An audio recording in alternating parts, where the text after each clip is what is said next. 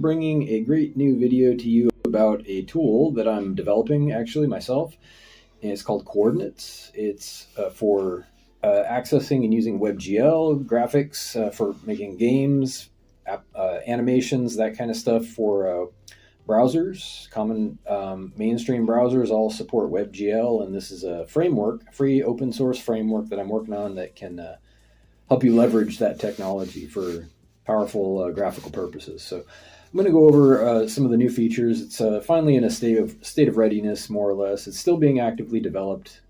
Full disclosure, if you want to use it for something in production or even just messing around, you should probably either fork the repository or save the main module so that you don't get surprised by some changes that may be happening during development. So with that said, I'm going to walk through a video that goes over some of the things that it does, and you can see that happening now. This tool is fairly full-featured at this point. I've been working on it for almost, a little over a few weeks, and it's got the main important stuff. It's got shapes, it's got lighting, it's got obviously access to the GPU. It's WebGL, which is a form of OpenGL, if you're familiar. This video is not so much about an in-depth OpenGL overview, but just a little bit of background.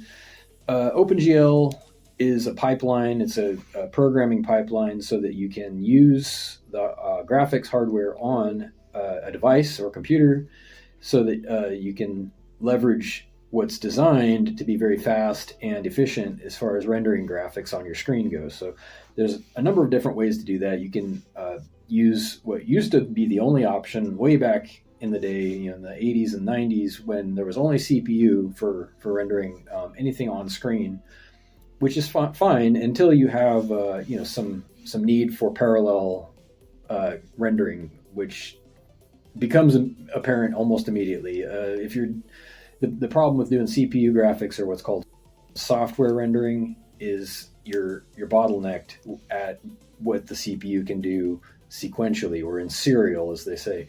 And even if you have a multi-threaded application or many cores operating in tandem, you still don't even come near the parallel computing capability of a modern GPU, a graphics processing unit. It's designed from the ground up to have a program literally running on every pixel on your screen. So that's massively parallel, and it runs very, very quickly, and you can see there's things it can do. So without further ado, my tool is designed to leverage the browser-based version of OpenGL called WebGL.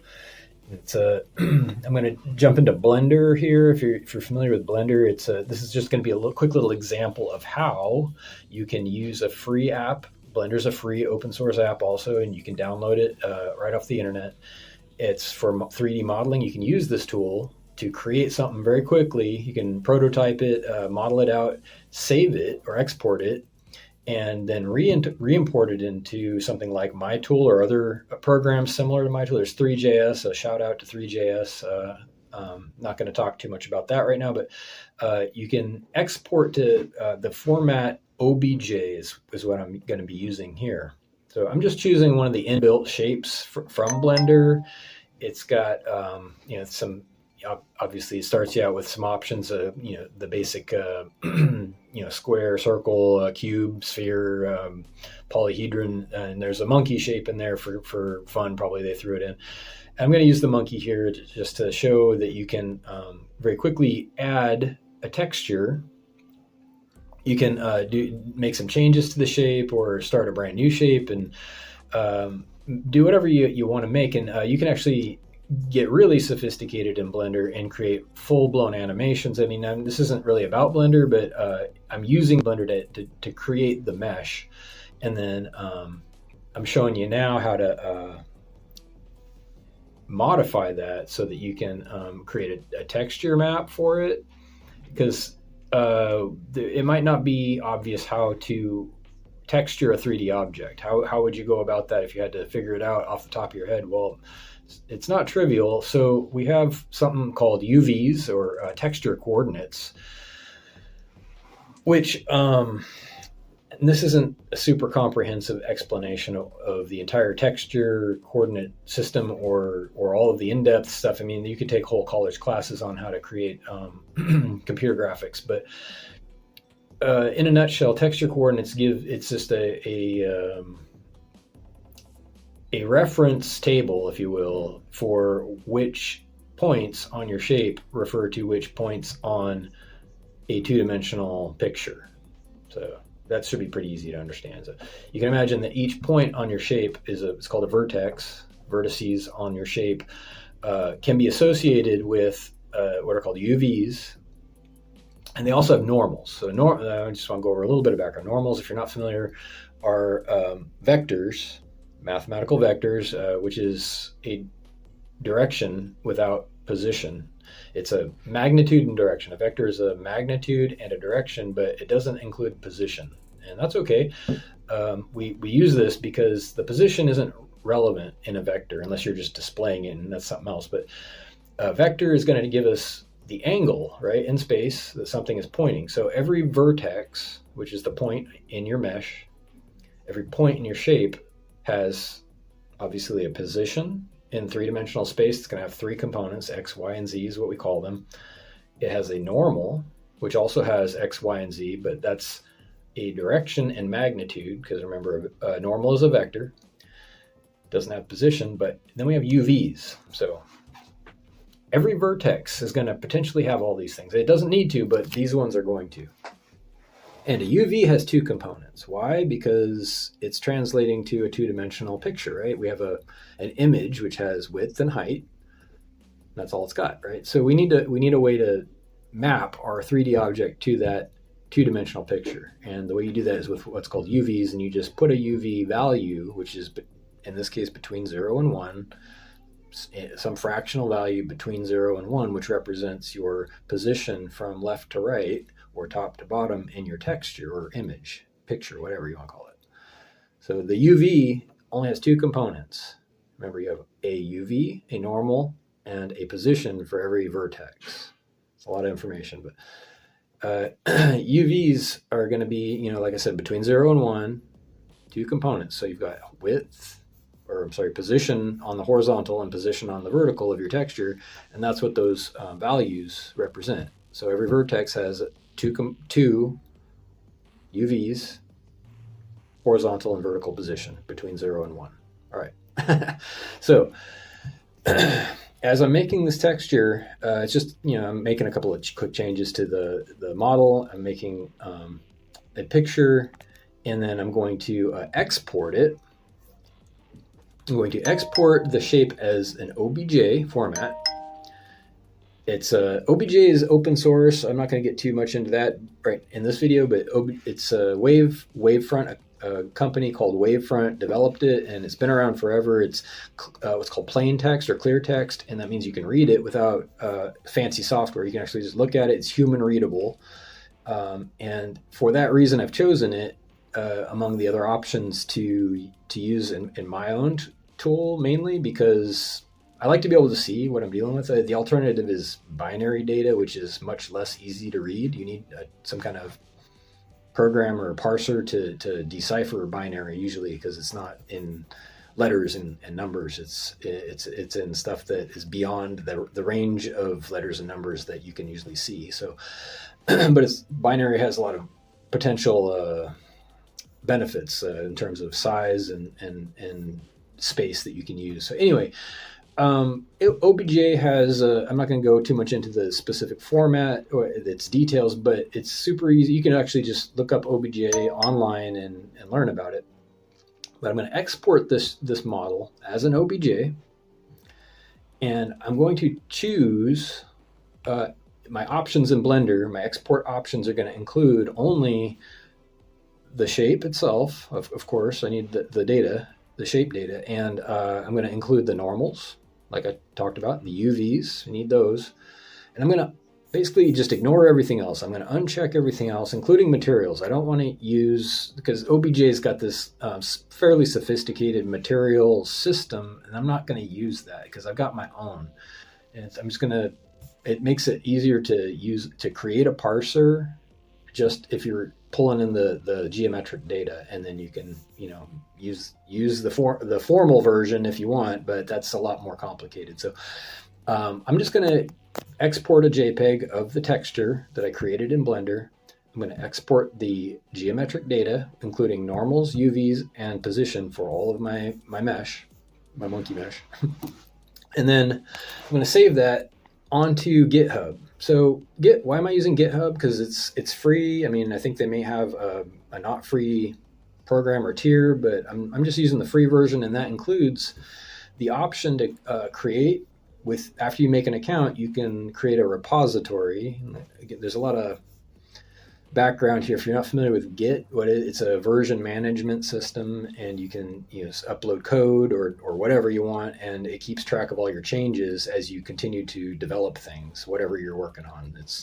It doesn't really care as long as it's data. You can just upload it. Usually it's code, but it doesn't even necessarily need to be. But so I created an account on GitHub, and I created, for the example, in this project, I'm just making a demo repository from scratch. And I'm uploading the model and the texture that I just created in Blender to that repository. So there's only at this time 2 files in there, and they are. I'm going to go to the settings in GitHub, and enable GitHub Pages, and it's just a free option that they provide for every account that you have on GitHub, and it gives you the ability to create a website based on the data that you have in a repository. So there's a lot to be said about that too, and I'm not going to get into it, but for the purpose of this example, I'm just creating a GitHub Pages profile so that I can access the models. It's a temporary hosting solution. Basically, I'm putting them online so that my tool can read them from wherever. It doesn't even necessarily need to be on GitHub, but it happens to be also on GitHub. So anyway, a little bit about how to load this shape once it's being served from GitHub Pages. There are a whole bunch of different types of shapes in my tool that you can choose from. There, the basic, cubes. There's the polyhedron. There's a torus knot. But I'm going to be using OBJ, which makes sense because it's an OBJ format file. So I can also, for any shape in my program, choose a map property, or specify a map property, which is any texture for that shape. Now, there's a whole README that you might, if you're interested in this stuff, if you're trying to learn this program, you should probably familiarize yourself with that. But there are options for using textures with each shape that are kind of consistent across the entire program. There's an option called equirectangular. I'm going to say that again, equirectangular, and that's basically a 3D projection or a spherical projection of a map onto an object. It is invoked automatically for certain objects, and sometimes you want it and sometimes you don't, and you might have to experiment to see what it does exactly, and familiarize yourself and figure out when it's appropriate, when it's not, because it's not always a good thing. In this case, we already have UVs, which are going to be our source of texture mapping, and equirectangular would be an alternative to that. So I'm not going to use that for an OBJ in this case, but because we already have our UVs. Anyway, so I've got a texture, I've got an OBJ import object, and you can see it pulls in the model. It pulls in the texture. It's because it's just a JPEG, and it's going to apply that texture to the model, just as Blender did. Same idea. And I'm just going to throw on a couple of shader modifiers, and this isn't going to be a super in-depth thing about the shaders either, but there's Phong, there's reflection, and with the texture, here's the big takeaway from using OBJ format in this tool. That is, OBJ has to be parsed. Now, even your best program, whether it's on a website or your native hardware, is going to have to read that OBJ file, and they can potentially be very large if you're dealing with a big model, a large data set. This isn't a huge model, but even this one, because I'm averaging the normals, which is an option in my program, and it gives you the smooth reflection surface versus you can see the facets of each polygon. You don't necessarily want to look at that. So average normals is a property for each of the shapes, which, and again, sometimes that's appropriate, sometimes it's not appropriate. Perhaps your shape is already averaged and it would be redundant. There is a performance hit when you're averaging normals, and that brings me to my point, which is I'm importing OBJ and I'm setting up a scaffolding here with some performance intensive or CPU intensive operations for a purpose. I'm going to re-export this again into a format that my program likes to be to the point. So it's a custom shape is another shape type in my program, like OBJ, like cube or whatever, torus. Custom shape is it's maximally efficient. So it is basically no further processing is required of the custom shape format. It downloads that, it's a JSON format, and it downloads it directly into the GPU. Unless you specify you want to do more stuff to it, which you can re-export it, you can re-average your normals with a custom shape, just like an OBJ, but it's ready to go, and you can create those and export those from OBJ or any other shape in the coordinates program, which is kind of cool. So what I'm doing here is I'm converting the OBJ model that I just created in Blender with my program into its own format, which is called a custom shape, and then I'm re-uploading the custom shape with the same texture. It doesn't need a new texture. It's still got the same UVs, but I've done a couple of things. I've changed the size. I've bumped it down a peg because you can move it around. You can use the modifiers, and when you export it, it's going to export how you set it up. So my new custom shape, after I just add that to the example repository that I created for this demo, my custom shape is going to have all those modifications. It's going to be ready to just run, bam, into the GPU without any kind of processing, with a smooth texture, average normals, positioned the way it wants to be, the right size, which means I need to change the size back to 1. So that's something that you do after you export. If you're going to be using this process, this workflow, you create your shape or set it up how you want. And then when you turn it into a custom shape, it's important to remember, take out all that scaffolding, and your new size is just 1, and you can make it bigger or smaller from that value. So anyway, and you'll see here at the end, it looks exactly how it did as an OBJ, but without the load time. It's just ready to run. Bam, it loads instantly. It's as fast as your computer can download it. I mean, not instantly, but as fast as your computer can pull it off the web and stick it into your hardware. So it's this program's, to wrap up, it's going really well. It's got just a couple of things left on my to-do list before it's fully production ready. I'm still making some fairly deep changes to a couple of pieces of it, but I'm ready to make a game myself. I can't wait till it's finished so that I can start doing some fun stuff with it. I've just been doing some experimental stuff, but if you have questions, I love to talk about this. Again, read the document on the main repository. It has the README. It has a sample of HTML that you can copy. There's even a button right on GitHub. You just click one button, it copies the whole HTML file. You can paste that into a file called index.html on your computer, and it'll create a little cube. Or you can upload it to your web host, wherever you want, to your own GitHub. If you have questions, just reach out to me at whitehotrobot@gmail.com. And I wish you happy animating, happy game making, and hope to hear from you. Thank you.